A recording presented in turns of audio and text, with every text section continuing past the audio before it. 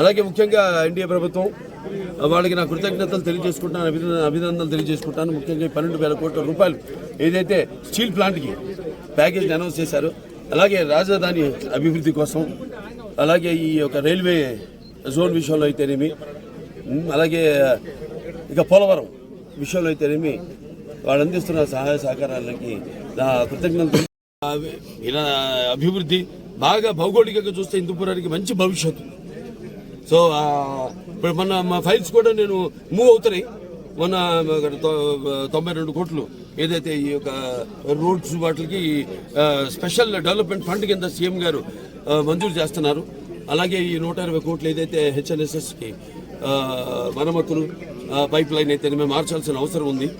అలాగే ఇంటింటికి కుళాయి నీళ్లు ఇవ్వడానికి అయితేనేమి, ప్రతి కుళాయికి నీళ్లు ఇవ్వడానికి అయితేనేమి, అలాగే ఈ మాకు ఇది ఉంది మన చలమత్తూరు గోరంట్ల ఎత్తిపోతల పథకం, అదొక 850 కోట్ల.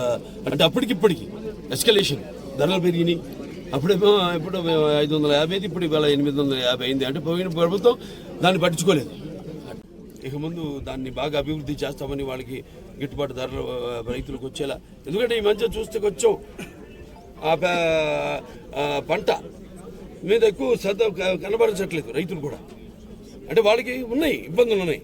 ఆ ఇబ్బందులు ఏంటంటే ఇంతకుముందు వాళ్ళకి ఉన్న బకాయిలు అయితేనేమి, ఇన్సెంటివ్స్ అవన్నీ కూడా మా చర్చించడం జరిగింది ముఖ్యమంత్రి గారితో.